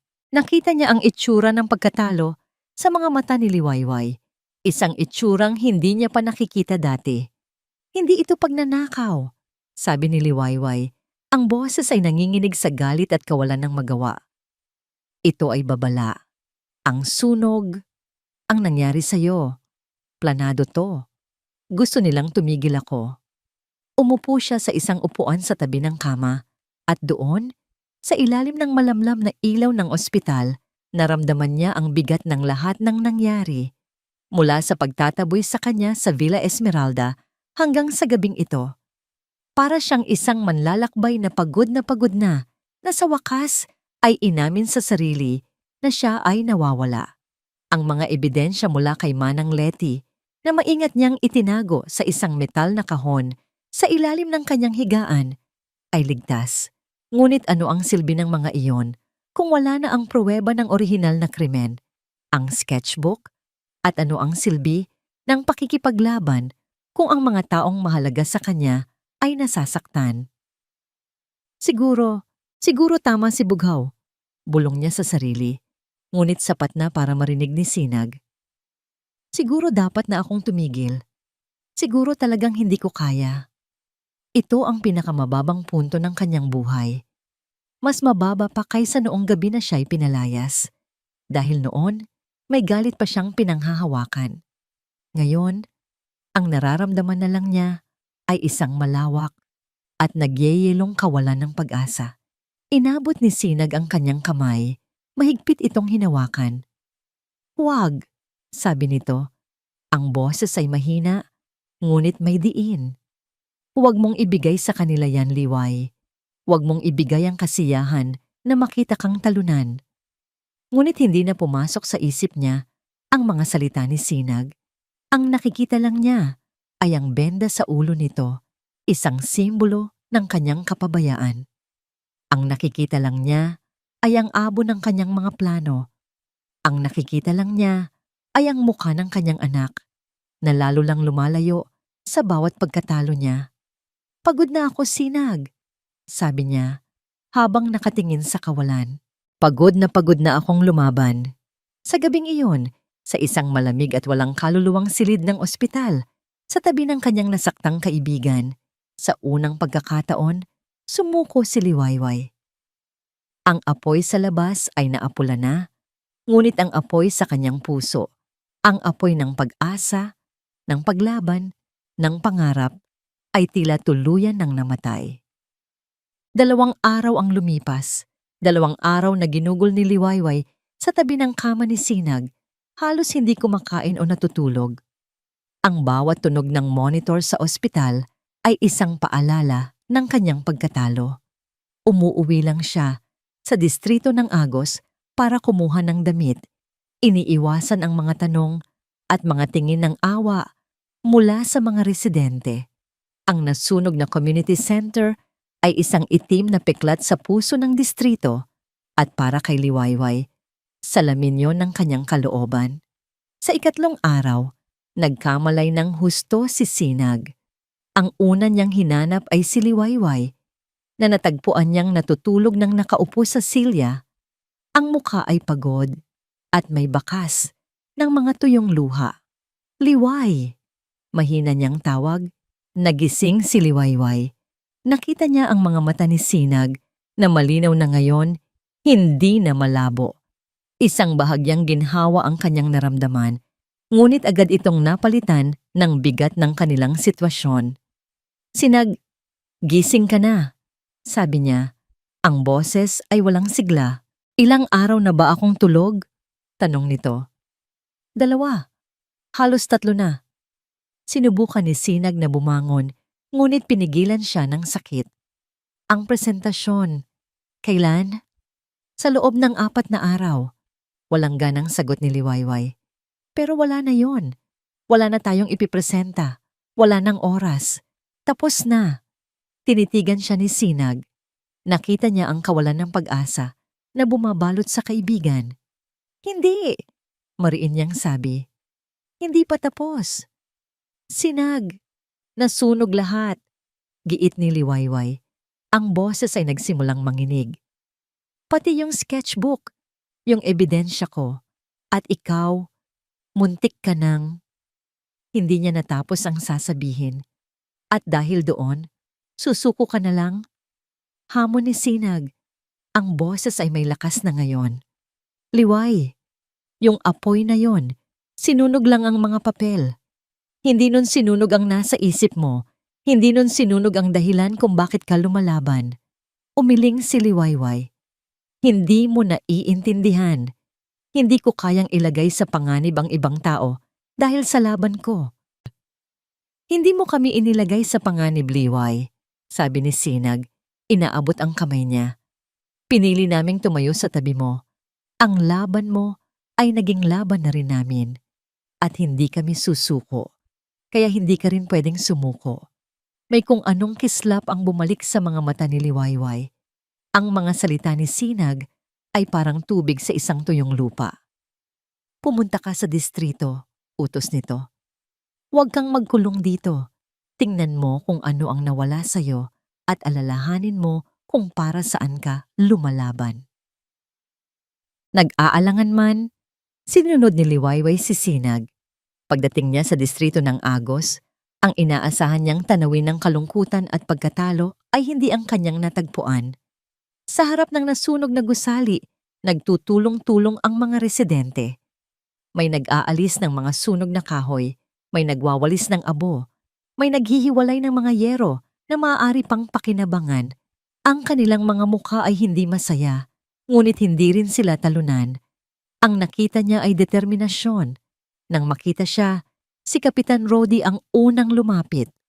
Arky, bati nito, inabutan siya ng isang baso ng tubig. Mabutit nakabalik ka na. Akala namin, nagkulong ka na lang sa ospital. Kapitan, walang masabi si Liwayway. Huwag mong isipin ang gusaling ito, sabi ng kapitan, tinuturo ang mga guho. Ang mga bagay, napapalitan. Ang mahalaga ay ang mga tao. Isa-isang lumapit sa kanya ang mga residente. Si Aling Nena, ang may-ari ng karinderya, ay nag-abot sa kanya ng isang supot ng mainit na pandesal. Para sa'yo, Arky, para may lakas ka. Si Mang Cardo, ang karpinterong tumulong sa kanya, ay tinapik siya sa balikat. Huwag kang mag-alala, Arky. Itatayo natin ulit yan. Mas matibay pa. Ang mga bata, na dati niyang tinuruang gumuhit, ay lumapit dala ang kanilang mga krayola at papel. Ipinakita nila sa kanya ang kanilang mga drawing ng bago nilang community center, ng mga parke, ng mga bahay na may hardin. Arky, Liway, ito po yung bahay na gusto ko, sabi ng isang batang babae. Ipinapakita ang isang drawing ng bahay na may mga bintanang hugis bulaklak. Habang tinitingnan niya ang mga simpleng drawing, habang dinirinig niya ang mga kwento at pangarap ng mga taong ito, unti-unti niyang naintindihan ang sinabi ni Sinag. Ang nasunog ay ang mga papel, hindi ang mga ideya. Ang nawala ay ang kanyang sketchbook. Ngunit ang alaala ng bawat linya na iginuhit niya ay nakatatak pa rin sa kanyang isip. Ang kanyang pinakamalaking pagkakamali ay ang isipin na ang laban na ito ay tungkol lang sa kanya. Tungkol sa kanyang paghihiganti. Ang laban na ito ay tungkol sa kanila. Tungkol sa drawing ng batang babae. Tungkol sa pangarap ni Mang Cardo ng isang ligtas na tahanan. Tungkol sa pag-asang dala ni Aling Nena araw-araw. Kapitan, sabi niya. At sa pagkakataong ito, ang kanyang boses ay buo na. Walang pag-aalinlangan. Kailangan ko po ng tulong ninyo. Kailangan ko po kayong lahat. Sa sumunod na 3 araw, ang distrito ng Agos ay naging isang malaking workshop. Ginamit nila ang natitirang espasyo sa ilalim ng puno ng mangga. Si Liwayway, gamit ang mga Manila paper at pentel pen na inambag ng mga residente ay muling iginuhit ang kanyang mga plano mula sa memorya. Ngunit sa pagkakataong ito, hindi lang siya ang gumuguhit. Bawat residente ay may ambag. Arky, mas maganda kung ang palengke ay malapit sa entrada para hindi na mahirapan ang mga matatanda. Mungkahi ng isang lola. Arky, sana may basketball court kami. Hiling ng mga binatilyo. Arky, kailangan ng isang maliit na klinika kahit first aid station lang, sabi ng isang ina. Isinama ni Liwayway ang lahat ng kanilang mga ideya. Ang kanyang presentasyon ay hindi na lang isang teknikal na plano. Ito ay naging isang tapestry, isang pinagtagpi-tagping kwento ng mga pangarap ng isang buong komunidad. Hindi na niya kailangan ang mga makintab na 3D renderings. Ang kanyang presentasyon ay magiging mga mukha ng mga tao, ang kanilang mga boses, ang kanilang mga kwento. Ang mga ebidensya mula kay Manang Leti ay ligtas pa rin. Ang alaala ng disenyo ng Azure Spire ay malinaw sa kanyang isip. Ngayon, meron na siyang ikatlong sandata, ang pinakamalakas sa lahat, ang puso ng distrito ng Agos. Sa huling gabi bago ang presentasyon, dinalaw niya si Sinag na malapit nang lumabas ng ospital. Ipinakita niya rito ang mga bagong plano. Napangiti si Sinag. Mas maganda to kaysa sa nasunog, sabi nito. Dahil ito totoo. Salamat Sinag, sabi ni Liwayway. Ang kanyang puso ay puno ng pasasalamat. Salamat sa pagpapaalala sa akin kung sino ako. Hindi kita pinaalalahanan, sagot ni Sinag. Pinakita mo lang sa sarili mo kung ano ka talaga. Isang tunay na arkitekto ng mga tao. Handa na siya. Ano man ang mangyari bukas, alam niyang hindi na siya nag-iisa. Ang bulwagan ng City Hall ay puno ng mga pinakamakapangyarihang tao sa industriya ng real estate at construction. Ang hangin ay mabigat sa pinaghalong amoy ng mamahaling pabango at tensyon. Sa isang panig, nakaupo ang buong puwersa ng Montemayor Empire. Si Bughaw, sa kanyang perpektong gupit na suit, si Puri, na tila reyna sa kanyang eleganteng terno, at si Dalisay, na pilit ang nangiti. Sa kabilang panig, nakaupo si Ricardo Vargas, kalmado at seryoso. Sa likuran, sa mga upuang para sa publiko, nakaupo ang isang maliit na delegasyon mula sa distrito ng Agos, pinangungunahan ni Kapitan Rodi. Kasama nila si Sinag na may peklat pa sa gilid ng kanyang noo, isang tahimik na paalala ng kanilang pinagdaanan. Si Liwayway ay nakatayo sa gilid, naghihintay na tawagin. Hindi siya nakasuot ng mamahaling damit. Ang suot niya ay isang simpleng itim na blazer at slacks, isang kasuotang nagsasabing hindi siya naroon para magpasikat, kundi para magtrabaho. Sa kanyang kamay, hawak niya ang isang itim na folder. Naglalaman ng mga Manila paper na pinagtulungan nilang buuin at ang brown envelope mula kay Manang Leti.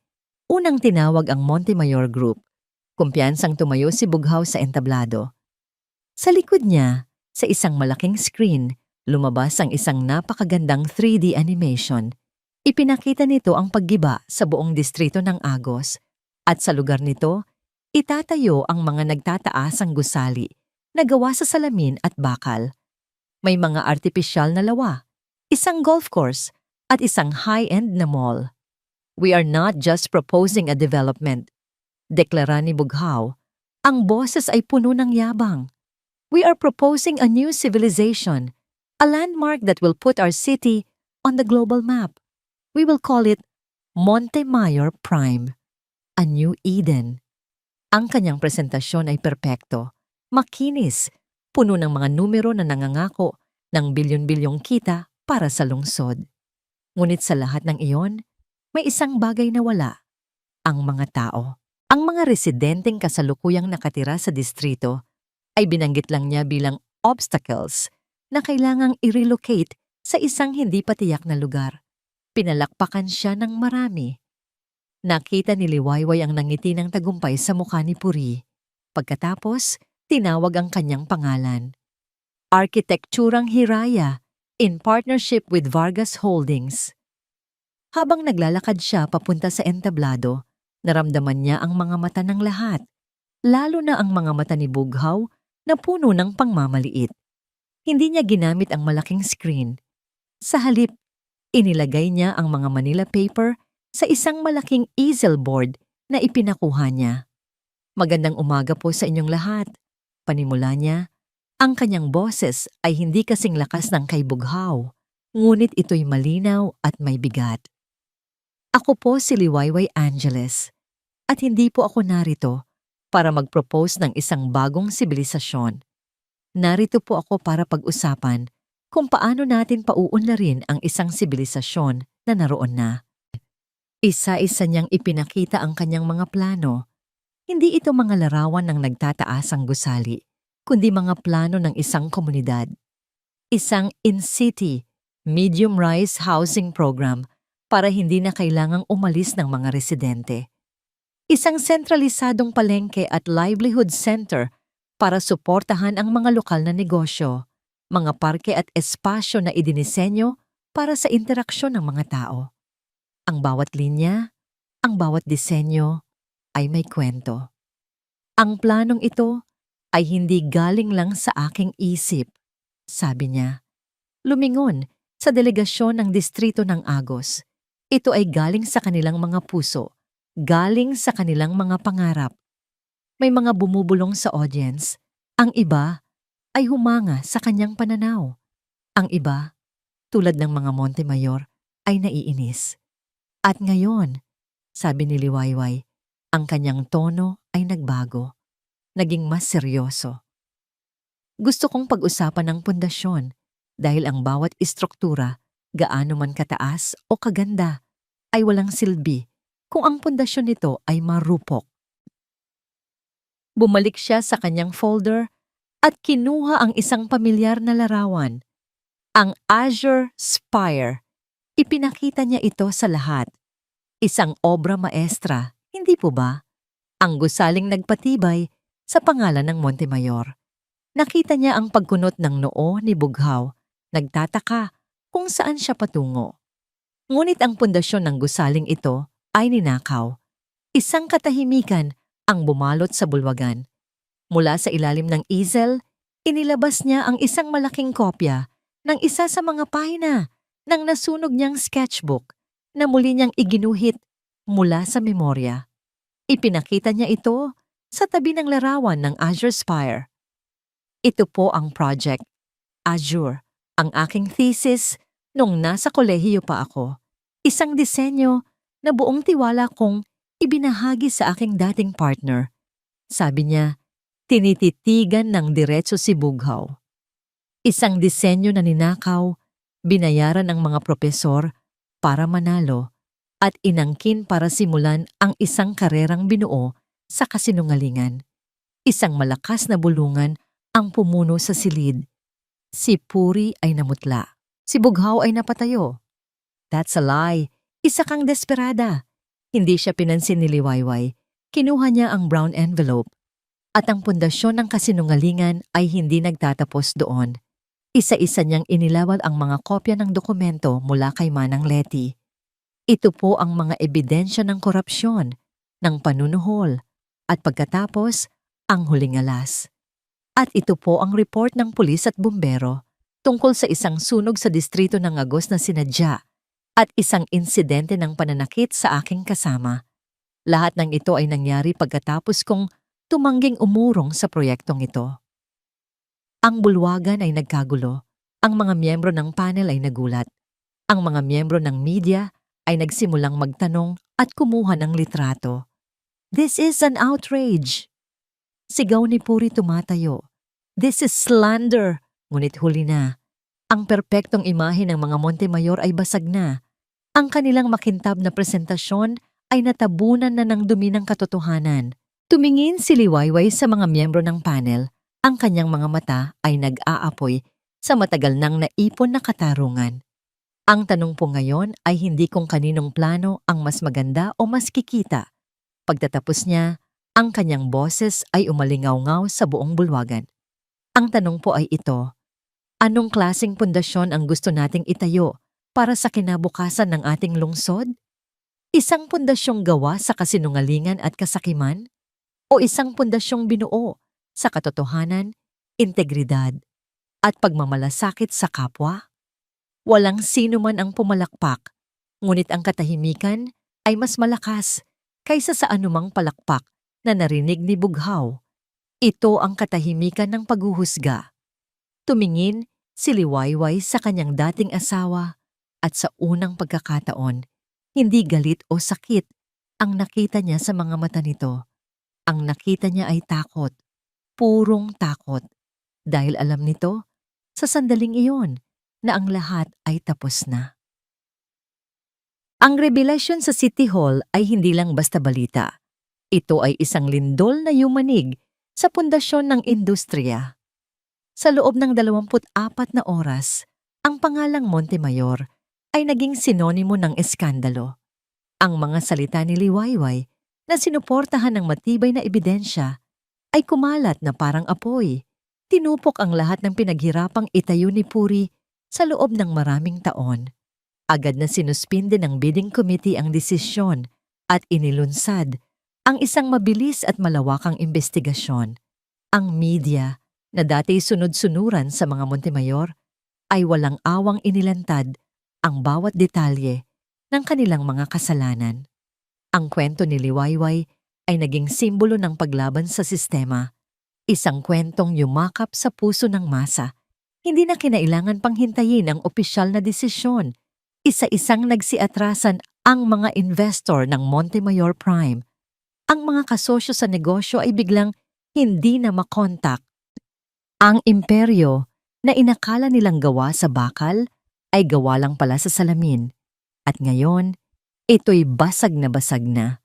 Sa loob ng Villa Esmeralda, ang karangyaan ay naging isang malamig na bilangguan. Ang mga teleponong dati walang tigil sa pagtunog ay nanahimik. Ang mga imbitasyon para sa mga party ay tumigil sa pagdating. Ang unang umalis ay si Dalisay. Walang maraming salita, walang dramatikong eksena. Isang hapon, habang si Bughaw ay tuliro sa pagharap sa mga abogado, tahimik niyang inimpake ang kanyang mga gamit. Naabutan siya ni Bughaw sa may pinto. Hila-hila ang 2 maletang Louis Vuitton. "Aalis ka na?" tanong ni Bughaw. Ang boses ay walang laman. Pagod na sa pakikipag-away. "Ano pa bang gagawin ko dito, Bughaw?" sagot ni Dalisay. Hindi man lang siya tinitingnan. "Tapos na ang palabas. Natalo ka. At ayokong mapabilang sa mga bagsak. Ipinaglaban kita. Iniwan ko ang asawa ko para sa'yo." Doon humarap si Dalisay at sa kanyang mga mata, wala nang paghanga o pagsinta. Tanging malamig na kalkulasyon. "Hindi, Bughaw. Iniwan mo ang asawa mo para sa sarili mo. Ginamit mo ako para palakasin ang ego mo. At ginamit naman kita para sa pera at posisyon mo. Quits lang tayo. Ngayong wala na ang mga iyon, wala nang dahilan para manatili pa ako." At umalis siya. Iniwan si Bughaw sa gitna ng malawak na sala. Napapaligiran ng mga mamahaling bagay na binili nila ng magkasama. Mga bagay na ngayon ay nagsisilbing lapida ng kanilang huwad na pag-iibigan. Ang pinakamatinding dagok ay ang pagbagsak ni Puri. Ang babaeng bakal, ang reyna ng kanilang mundo, ay hindi kinaya ang bigat ng kahihiyan. Hindi niya matanggap na ang pangalang iningatan niya ng higit pa sa kanyang buhay ay ngayoy dinuduraan ng lahat. Isang gabi, natagpuan siya ng mga katulong sa kanyang study, walang malay, matapos dumanas ng matinding atake sa puso dulot ng stress. Naiwan si Bughaw na mag-isa. Ang kanyang ina ay nasa ospital, nasa critical na kondisyon. Ang kanyang mga bank account ay naka-freeze. Ang kanyang mga kaibigan ay naglaho. Sa unang pagkakataon sa kanyang buhay, wala siyang masandalan. Napilitan siyang harapin ang kanyang sarili sa salamin. At ang nakita niya ay hindi isang henyong arkitekto o isang makapangyarihang negosyante, kundi isang duwag na nagnakaw ng pangarap ng iba. Makalipas ang ilang linggo, formal na idineklara ang Arkitekturang Hiraya at Vargas Holdings Bilang nanalo sa bidding para sa proyektong Agos, isang malaking pagdiriwang ang naganap sa distrito. Ngunit habang ang lahat ay nagsasaya, si Liwayway ay nagpaalam para maglakad-lakad. Dinala siya ng kanyang mga paa sa pampang ng ilog. Doon, sa ilalim ng isang puno, nakita niya ang isang pamilyar na anino. Si Bughaw. Mas payat ito ngayon, ang buhok ay bahagyang magulo, at ang dating kumpiyansa sa kanyang tindig ay napalitan ng bigat ng mundo. Nagulat siya nang makita ito, ngunit wala na siyang naramdamang takot o galit. "Congratulations!" sabi nito nang hindi lumilingon. Tila naramdaman ang kanyang pagdating. "Anong ginagawa mo dito?" tanong ni Liwayway. "Iniisip ko kung saan ako nagkamali," sagot nito. "Siguro, dito nagsimula ang lahat. Sa pampang ng ilog na to. Dito kita unang sinabihan na mahal kita. At dito ko rin sinimulang isipin na hindi ako sapat para sa'yo." Ito ay isang pag-amin na hindi inaasahan ni Liwayway. Lagi kang magaling, Liway. Natural. Ang mga ideya, dumadaloy lang sa'yo na parang ilog na to. Pagpapatuloy niya. "Ako? Kailangan kong magtrabaho ng doble para lang makahabol. Ang hirap maging anak ng isang alamat. Ang hirap maging isang Montemayor. Si Mama, gusto niya akong maging perpekto. At noong nakita ko ang disenyo mo, nakita ko ang daan papunta sa pagiging perpekto. Kaya kinuha mo," sabi ni Liwayway. Tinatapos ang kanyang sasabihin. Tumango si Bughaw. "Kinuha ko. At sa bawat palakpak na natatanggap ko para doon, lalong lumalaki ang kasinungalingan. Hanggang sa kinain na nito ang buong pagkatao ko. Hanggang sa naniwala na rin ako na sa akin talaga yon. At para protektahan ang kasinungalingang yon, handa akong sirain ang lahat, pati na ikaw." Tumingin ito sa kanya sa wakas. At sa mga mata nito, nakita ni Liwayway ang isang kaluluwang pagod na. "May isang tanong lang ako. Liway, bakit? Bakit ano? Bakit hindi mo ako tuluyang winasak? Ang mga ebidensya mo sa korupsyon. Sapat yon para ipakulong ako. Para ipakulong si Mama. Pero hindi mo ginawa. Ibinigay mo lang ang sapat para manalo. At para malinis ang pangalan mo." Huminga ng malalim si Liwayway. Dahil noong gabing nasunog ang opisina, noong nakita ko si Sinag sa ospital, may narealize ako. Ang paghihiganti ay isang apoy, Bughaw. Kapag hinayaan mong lumaki, tutupukin nito ang lahat, pati na ang sarili mong bahay. Kung ipinakulong kita, kung winasak ko ang buong pamilya mo, anong ipagkakaiba ko sa inyo? Isang mahabang katahimikan ang namagitan sa kanila. "Patawad," basag na sabi ni Bughaw. "Patawad sa lahat, Liway. Alam kong huli na. Alam kong hindi na mababago ng salitang yan ang sakit na idinulot ko. Pero kailangan kong sabihin. Iyon lang. Ang mga salitang matagal niyang hinintay. Hindi nito pinawi ang mga peklat, pero nagbigay ito ng pahintulot sa kanya para tuluyan ng maghilom. "Tapos na ang lahat, Bughaw," sabi ni Liwayway. Ang boses ay kalmado. "Hindi kita pinapatawad para sa'yo. Pinapatawad kita para sa sarili ko. Para makalaya na ako." Tumayo siya. "Sana mahanap mo ang kapayapaan. At sana, sa pagkakataong ito, bumuo ka ng isang bagay na tunay na sayo." Nagsimula siyang maglakad palayo, pabalik sa liwanag at ingay ng pagdiriwang sa distrito. Hindi na niya kailangan pang lumingon. Ang kabanata ng kanyang buhay na may pangalang Bughaw Montemayor ay sarado na. Sa kanyang paglalakad, naramdaman niya ang malamig na hangin ng gabi sa kanyang mukha. At sa unang pagkakataon, naramdaman niyang malaya siya. Ang imperyo ng kasinungalingan ay gumuho na. At mula sa mga guho nito, ang kanyang puso ay handa ng magsimulang muli. Isang taon ang lumipas na parang isang kisap mata, ngunit sapat na para baguhin ang lahat. Ang dating distrito ng Agos, na minsan ay simbolo ng kahirapan at kapabayaan, ay isa ng tanawin ng pag-asa. Ang unang yugto ng proyektong Agos ay patapos na. Ang mga medium rise na gusali na pininturahan ng mga kulay na sumasalamin sa sigla ng komunidad ay nakatayo na. Mayroon ng malinis na parke kung saan naglalaro ang mga bata. Isang maliit, ngunit modernong sentro ng kalusugan at isang bagong pamilihang bayan na puno ng mga produkto ng mga lokal na residente. Hindi ito ang makintab at walang kaluluwang Eden na ipinangako ni Bughaw. Ito ay isang tunay na tahanan na idinisenyo ng may puso at itinayo ng may pagkakaisa. Ang arkitekturang Hiraya ay hindi na isang maliit na grupo na nag-oopisina sa ilalim ng puno ng mangga. Isa na itong respetadong social enterprise na may tunay na opisina sa loob ng bagong community center. Dumarami ang kanilang mga proyekto, lahat ay nakatuon sa arkitekturang makatao. Si Liwayway Angeles ay hindi na anino ng kanyang dating asawa. Ang kanyang pangalan ay naging isang tatak ng integridad at kahusayan.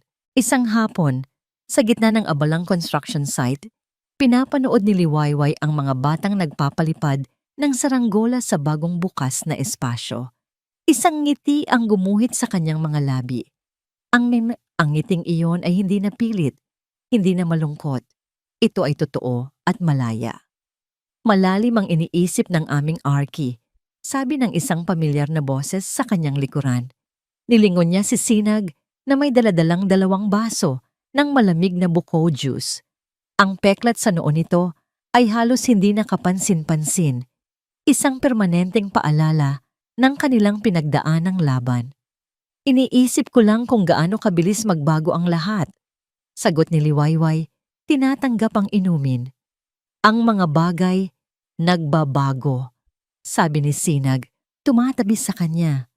Pero ang mga tamang bagay, nananatili. Nagkaroon ng kasunduan sa korte. Dahil sa mga kasong korupsyon, ang Montemayor Corporation ay nabuwag. Si Puri, matapos gumaling, ay nabuhay ng simple at malayo sa mata ng publiko. Pasan ang bigat ng kanyang mga pagkakamali. Si Bughaw ay umalis ng bansa at ayon sa huling balita, nagsisimula ng isang maliit na buhay sa probinsya. Sinusubukang bumuo ng isang bagay na tunay na kanya, malayo sa anino ng kanyang apelido.